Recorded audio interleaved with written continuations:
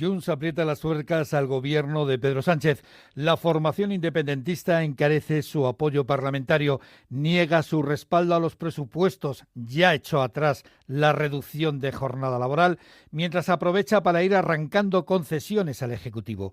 La debilidad del gabinete PSOE-Sumar es un regalo para la formación de Puigdemont, que recibe a enviados gubernamentales para humillarles con una repetitiva negativa, mientras en Madrid llega a confusos acuerdos sobre la utilización del catalán en los servicios de atención al cliente en toda España en las grandes empresas, las que tienen más de 250 trabajadores. Las patronales son directamente ignoradas. Junts adelgaza electoralmente en Cataluña y necesita estas mini conquistas para reivindicarse ante su clientela, que mengua por la extrema derecha de Alianza Catalana de Sílvia Orriols.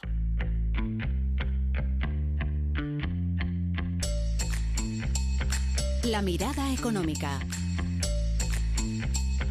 Con Ignacio Rodríguez Burgos. Una mirada inquisitiva, reflexiva y divulgativa a la realidad económica del momento. En España estamos enredados con las lenguas cooficiales. El último acuerdo entre Junts y el Gobierno es tan confuso que no se sabe con claridad en qué idioma se negoció y se cerró. Se trata del uso obligatorio del catalán en los servicios de atención al cliente en toda España cuando así lo solicite el usuario. Afectaría a las empresas de más de 250 trabajadores. Una norma que se extendería, se supone, al gallego y al euskera. Pero hay divergencias en la interpretación de este acuerdo. Eso de que sea en toda España, como deja entrever el portavoz parlamentario del PSOE, Pachi López, está por ver. Veremos cuando discutamos y debatamos las enmiendas. Quien no tiene ninguna duda de que será en todo el territorio nacional es la portavoz de Junts, Míriam Nogueras. Los catalanes debemos tener los mismos derechos lingüísticos que tiene un castellano, que tiene un francés, que tiene un inglés. Por lo tanto, sí, será en toda España. El ministro de Consumo, Pablo Bustinduy, que es el que impulsa la norma de atención al cliente, limita el uso del catalán, el gallego y el euskera a las comunidades autónomas con lenguas cooficiales. Es una ley que va a proteger y a mejorar los derechos de los consumidores en toda España y no una máquina. E incluye también el derecho a utilizar las lenguas cooficiales allí donde son reconocidas como tales. Los empresarios, por su lado, pues se revuelven. ¿Por qué? Primero, no entienden tanta confusión. Segundo, no comprenden que nadie hable con ellos. Y tercero, advierten del aumento de la burocracia, como señala el presidente de CEIM, Miguel Garrido. Nos parece que atenta gravemente contra la libertad empresarial, que evidentemente va a suponer unos costes para las empresas, además una complejidad organizativa. Creemos que el Gobierno debería estar intentando solucionar los problemas que hay graves, como el absentismo, etcétera, y no creando un problema donde no lo hay, ¿no? En Más de Uno de Onda Cero, Salvador Illa, el presidente de la Generalitat de Cataluña, señalaba a Carlos Alsina que el catalán es una riqueza de todos los españoles. Pero desde la patronal insisten, utilizar las lenguas cooficiales obligatoriamente en los servicios de atención al cliente supone directamente un sobrecoste, como apunta Antonio Garamendi, presidente de la COE. Si realmente el proyecto es para toda España, es una barbaridad. Incluso en Cataluña también lo sería. Hay un idioma que se llama el español y que realmente habla para todo. Es un coste más, es un perjuicio más para las empresas y aquí siempre estamos poniendo normas y normas. Bueno, pues viene otra norma más. Otra polémica llama a la puerta. La reforma del despido. La vicepresidenta segunda, Yolanda Díaz, intenta superar la derrota de la reducción de la jornada laboral con nuevas ofertas parlamentarias, nuevas reformas, como por ejemplo la reforma de la indemnización del despido. Hablan del despido restaurativo. Que el bloque de investidura le dio sí al despido restaurativo. Y ya les anticipo, en el mes de octubre voy a convocar la primera mesa en España de diálogo social para reformar el despido por primera vez a favor de los trabajadores y trabajadoras. ¿Y qué es el despido restaurativo? Pues el objetivo es evitar que el despido improcedente resulte barato para las empresas. Dice el Ministerio de Trabajo que se toma nota de las reclamaciones sindicales y de los dictámenes europeos que advierten del incumplimiento español en materia de protección laboral. con lo cual habrá nuevo lío y conflicto con los empresarios. Al igual que con las intenciones del Ministerio de Trabajo de elevar el salario mínimo el año que viene, pues blindando la subida e impidiendo a las empresas que utilicen los pluses y los complementos en este aumento de sueldo, que no sea una compensación y que vaya la subida del salario mínimo íntegramente a la nómina. La mirada económica. La industria cultural es fundamental en todo el mundo, especialmente en Europa, donde el poderío estadounidense en redes sociales, canales de búsqueda o plataformas audiovisuales se hace notar, porque se une también a su potente conglomerado cinematográfico. En Europa, pues tanto Italia, Francia, Reino Unido destacan como defensores de su entramado económico cultural. Tienen una industria potente. En España vamos rezagados y además sufrimos el varapalo constante de la creciente piratería digital. El Observatorio de la Piratería y de Hábitos de Consumo ha calculado que esta industria, la industria de bienes culturales, pues perdió el pasado año más de 3.000 millones de euros por culpa de la piratería, de esta piratería nueva digital. Y lo que es peor, se ha impedido la creación de decenas de miles de puestos de trabajo. Una visión más profunda. Carlota Navarrete, directora general de la Coalición de Creadores e Industrias de Contenido, gracias por estar con nosotros en la mirada económica de Onda Cero. Un placer, como siempre. Bueno, ustedes han elaborado y han publicado un informe sobre, cómo está afectando a la industria de contenidos digitales todo lo que tiene que ver con la piratería en estos tiempos, ¿no? Una preocupación que cada vez es más creciente porque lamentablemente esa piratería cada vez es mayor, ¿no? Sí, teníamos un pequeño atisbo, ¿no? En los años del 15 hasta el 2017, en el que pues han ido descendiendo todos los indicadores, el número de accesos, el número de usuarios y el número de contenidos que estaban a disposición de forma ilícita había ido descendiendo. Pero ya vimos a partir del 17 y 18 que ese descenso pues como que se ralentizaba y ya de forma más significativa en el 22 y el 23. Y este año pues ha vuelto un repunte bastante importante de los accesos a contenidos ilícitos y estamos preocupados, la verdad. ¿Cuál es el incremento y de qué valor económico estamos hablando? Pues son cifras que parecen galácticas, ¿no? Pero son ciertas. En el incremento, si comparásemos el mismo tipo de magnitudes, o comparásemos el mismo tipo de accesos del 23 al 24, sería de un 9%. Y esto representa pues el volumen total de contenidos a los que se ha accedido es de 42.000 millones de euros, el valor de todos esos contenidos. Se ha accedido a más de 7.000 millones de contenidos ilícitos y esto ocasiona un perjuicio al sector de las industrias culturales de más de 3.000 millones. Que esto es comparando las mismas magnitudes. Por el consumo ilícito por sectores, ¿dónde es más evidente? La música y el cine es donde más contenidos ilegales están, ¿no? Pero en cambio, ¿a qué industria se la perjudica más? Pues a la prensa. La prensa ha perdido en el 2024 752 millones de euros. La música 722, tampoco es que se quede muy atrás. 721 las series y el cine.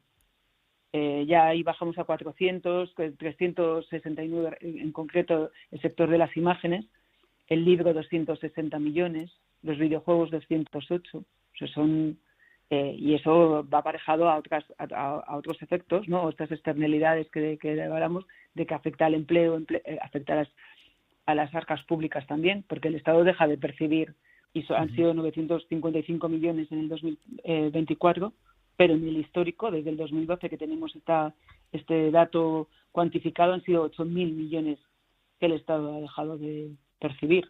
Me interesa a también, causa de la piratería digital. Me interesa también la cuestión del empleo, es decir, porque claro, este consumo ilícito resta margen, resta volumen y capacidad de inversión a las empresas. Hablabas de los periódicos, de las películas, de la música, de los libros. y evidentemente a menos inversión y bueno, pues menos capacidad también de generar empleo, ¿no? Absolutamente. 2024 se han perdido puestos de trabajo directos, 31.000. Realmente, y eso también se destaca en el informe, ¿no? La valoración del sector cultural, el 80% de la población considera que es un sector estratégico y que tiene un impacto dinamizador en otros sectores como el turismo, que eso es evidente para todos, pero también en las telecomunicaciones, porque todas estas plataformas que todo el mundo utiliza para ver estos contenidos movilizan también al sector tecnológico, los Spotify, las Netflix o el Filmin, cualquiera de estas plataformas. Me ubico en su momento a nivel de los audiolibros, que vemos que está despuntando muy muy fuerte, y los podcasts como este, pues movilizan también al sector tecnológico. Y claro, todo ese empleo en indirecto son casi 188.000 empleos los que se han dejado los que se han perdido en el 2024 a causa de todo este fraude a los contenidos. Pues Carlota Navarrete, directora general de la Coalición de Creadores e Industria de Contenidos. Gracias por estar con nosotros en la mirada económica de Onda Cero.es. Un placer, como siempre. Muchísimas gracias. La mirada económica. Ignacio Rodríguez Burgos.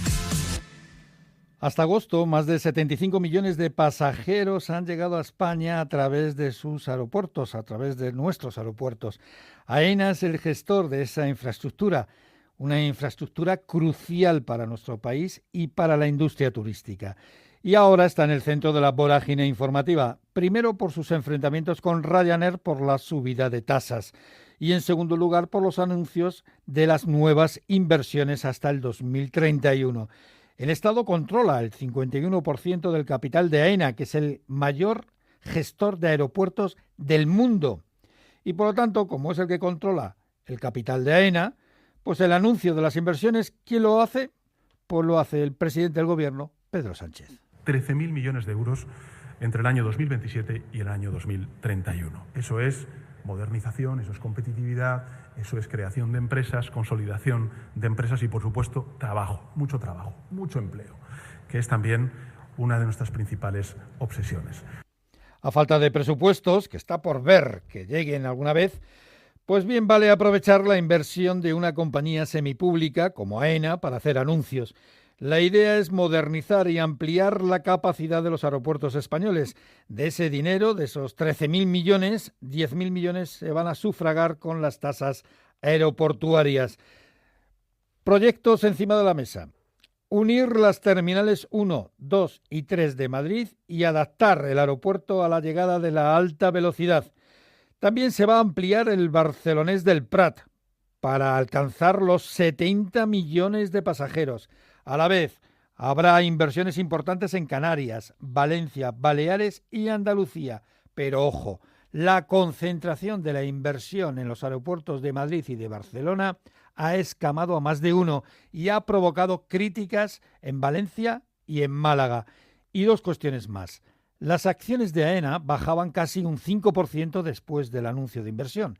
Y segunda cuestión, Junts, la formación independentista, quiere una filial de AENA para Cataluña 100% catalana. Es decir, ya se traspasaron las cercanías ferroviarias y ahora Junts quiere los aeropuertos. La metamorfosis económica. Es el momento de acercarnos a la transformación económica con la colaboración de Patricia Gijón. Patricia, saludos. Saludos, Ignacio. Nvidia sale al rescate de Intel con una inyección de 5.000 millones de dólares. El líder en la fabricación de chips acude a salvar a quien fuera su mayor rival. Se convierte irónicamente en su salvavidas. El movimiento se produce después de que el gobierno de Estados Unidos haya tomado el 10% de Intel y tras años acumulando pérdidas milmillonarias. El acuerdo entre las dos compañías tiene como objetivo desarrollar conjuntamente chips para PC y centros de datos. La Comisión Europea quiere dar un empujón a las baterías de los coches eléctricos. La presidenta de la Comisión Europea, Ursula von der Leyen, quiere movilizar 1.800 millones de euros para impulsar la producción doméstica de baterías para vehículos eléctricos frente a competidores como China o Estados Unidos. Considera von der Leyen que Europa debe tener su propio coche eléctrico y no puede permitir que China y otros conquisten solos este mercado. El uso de la inteligencia artificial continúa creciendo. Los líderes de las grandes empresas tecnológicas creen que nos acabará ahorrando tiempo de trabajo. La adopción de herramientas como ChatGPT tira al alza. El 67% de los consumidores ya lo utiliza habitualmente, herramientas que ya influyen en la decisión de compra de cerca del 27% de los usuarios. Cada vez más empresarios creen que habrá un cambio en los hábitos laborales al agilizarse las tareas y ahorrar tiempo. Bill Gates de Microsoft o Jensen Huang de Nvidia, por ejemplo, hablan incluso de semana laboral de 3 días, muy pronto gracias a la inteligencia artificial. Y terminamos, Patricia, con un descubrimiento revolucionario. Dinamarca ha creado un tipo de cemento que tiene vida propia. Sí, los científicos daneses lo llaman el primer cemento vivo del mundo, una tecnología de construcción eficiente y sostenible que genera energía y que tiene vida propia. ¿Y cómo? Pues con bacterias que introducen en supercondensadores que almacenan energía y se regeneran, una especie de cemento biohíbrido. La bacteria se llama Shegwanella oneidensis, conocida por su capacidad para transferir electrones al exterior. Y lo mejor, Ignacio, aunque las bacterias fallezcan, el sistema continúa funcionando. Increíble. Más información sobre la metamorfosis económica en ondacero.es.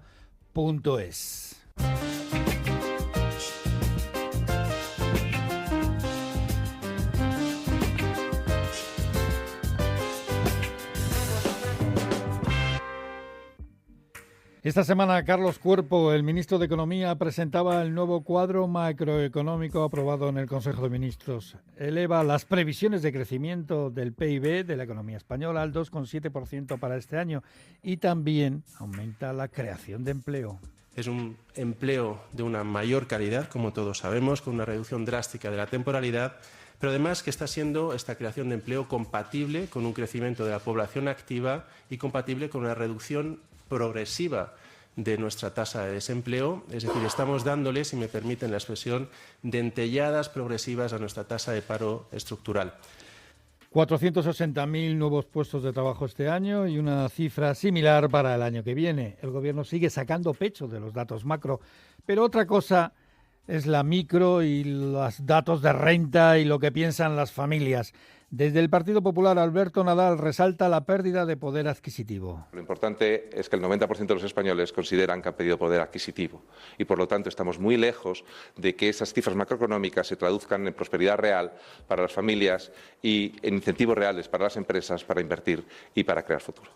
Y según Eurostat, la Oficina de Estadística de la Unión Europea, desde el 2010 el salario real en España solo ha crecido 1 décima porcentual. Para terminar, esta semana que entra se acaba el plazo para que el BBVA pueda mejorar su oferta en la OPA por el Sabadell. Carlos Torres, más de uno, recordemos, afirmaba que no habría ninguna nueva oferta ni una segunda OPA si se quedan entre el 30 y el 50% del capital. Nosotros no estamos en ese juego porque nosotros tenemos una oferta, que la oferta es la que es una oferta enormemente atractiva y quizá cuando todo cuadre es cuando sea definitiva porque sea imposible cambiarla. El Sabadell sigue con su estrategia de resistencia, una especie de táctica de guerrillas contra la OPA. Su consejo de dirección la considera insuficiente y aconseja no acudir a ella, no aceptarla. El consejero delegado de la entidad catalana, César González Bueno, apunta que, según sus datos, nadie ha acudido al canje. Es el BBVA el que tiene esa información y nosotros no tenemos esa información completa. Solo tenemos la de nuestros depositantes, que son el 80% de los clientes retail, que son algo menos del 50% de las acciones totales. Y esos 0,0%. Pero recordemos que el plazo para aceptar el canje termina el 7 de octubre y que los datos definitivos de la OPA los tendrá la CNMV y los hará públicos el día 14 de octubre. La mirada económica, un podcast de Onda Cero. Es todo. Muchas gracias por estar con nosotros una semana más en La Mirada Económica de OndaCero.es. Un abrazo.